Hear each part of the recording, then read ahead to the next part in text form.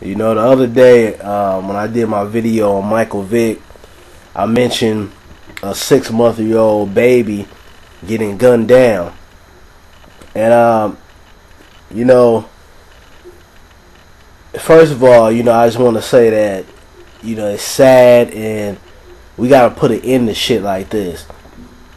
And, you know, the father of the 6-month-old was changing, you know, the daughter's diaper or whatever.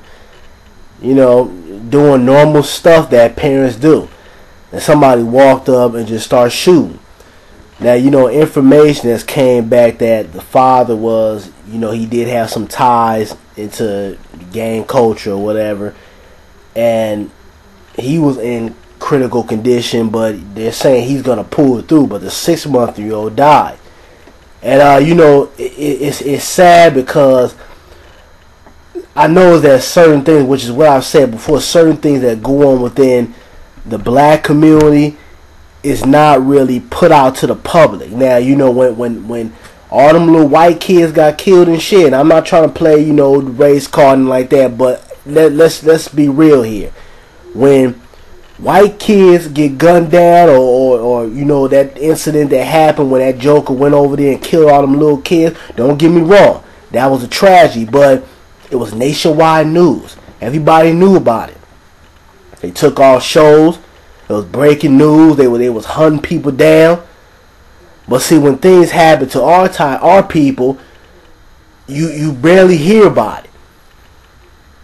And you know, it's just, you know, I could resort it back to Obama, but you know, Obama just, you know, the guy doesn't really give a shit. You know, he does what he's working for the same people that, like I said, is trying to keep us as a permanent underclass. So I'm not even going to deal with Obama right now. But I think, you know, it's just time for us as people in our communities to step up and put an end to a lot of this violence that's going on. Now, it's no secret that, you know, Chicago was, you know, the highest murder rate in 2012. You know, and there's a lot of stuff that's still going on over there.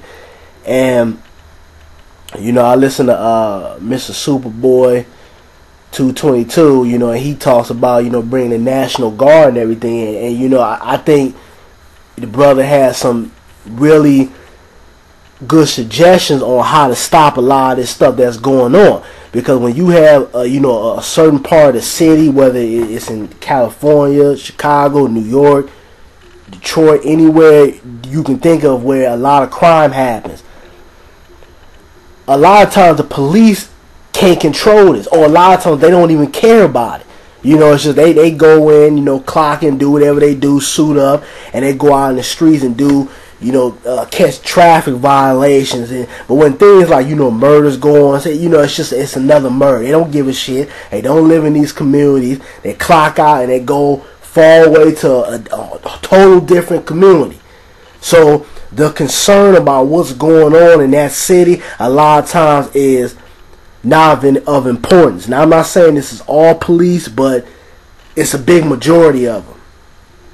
And, you know, the second point I wanted to go into was, you know, they said that the father had some gang ties and he did have some, you know, affiliation with gangs, which is, you know, probably not necessarily, but if I had to put my last dollar on it, I would say this is why this incident happened, because of gang affiliated ties.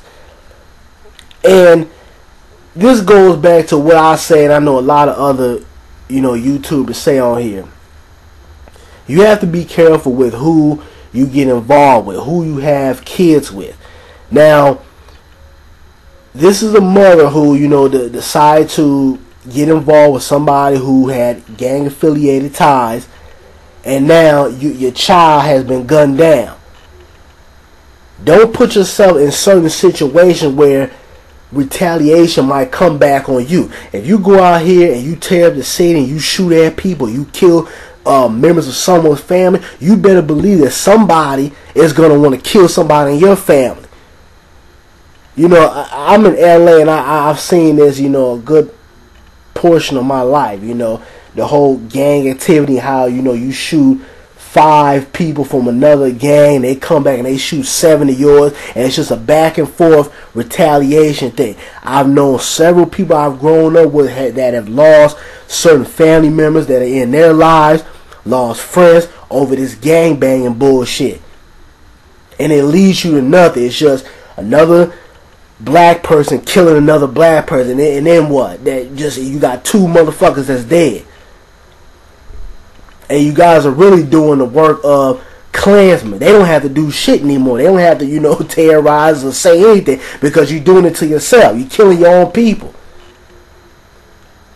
But, we really have to start making better decisions with our mates that we deal with and who you lay down and have kids with. You can't always think with your dick or your pussy. You have to think logical about this thing. Start making more conscious decisions. And it's sad that this happened to this baby. This baby, is not going to get a chance to walk. Just things that we take for granted every day. Speak. First day of school. Go to college or whatever. Your first job, your first car, get married, have kids. All that has been taken away from this child at 6 months. Now, if this doesn't piss you off, I don't know what will. Because this can easily be any one of us. You can be walking down the street, mind your own business, and somebody will fuck with you. Somebody will pull a gun out on you and just start shooting for no reason.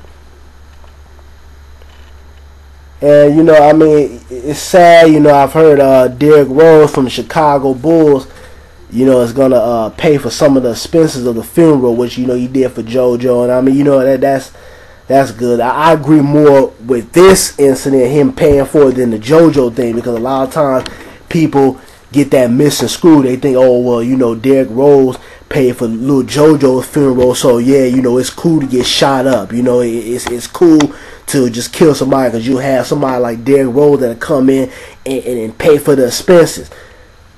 Now, I'm not taking nothing away from that brother giving back, whether it was a violent incident or whatever, but you really have to pick and choose things that you involve yourself with. But I think it's good that he is helping his family out, because times are hard, and funerals are very expensive. I can testify that when I've lost people that were close to me. Funerals are very expensive. But basically, we got to put an end to this shit. It's time for us in our communities to start stepping up and start taking some action towards a lot of this violence and this senseless violence that's just going on within our own community. We got to stop depending on the police or Obama to do something, because they're not going to do a goddamn thing. If we don't care about our people, nobody else will. And these silly ass people that's out here, in gangs and just killing people and robbing people and shit, you need to be ashamed of yourself. We need to put these motherfuckers under the jail. And, like Harvey said a lot, some of these motherfuckers need to be taken out. Point blank, period. Because I'll be damned if I walk in my neighborhood, or, my mother or someone that I love is in a high crime area, or just anywhere, period, and somebody come up and just shoot them. Because you can forget about these YouTubes and shit, all this bullshit. You heard somebody in my family, I'm hunting your ass down. I'm serious about that shit. But that's all I gotta say. Y'all give me y'all feedback. Stop this bullshit ass violence out here, man. We gotta put an end to this. But I'm out, y'all. Peace.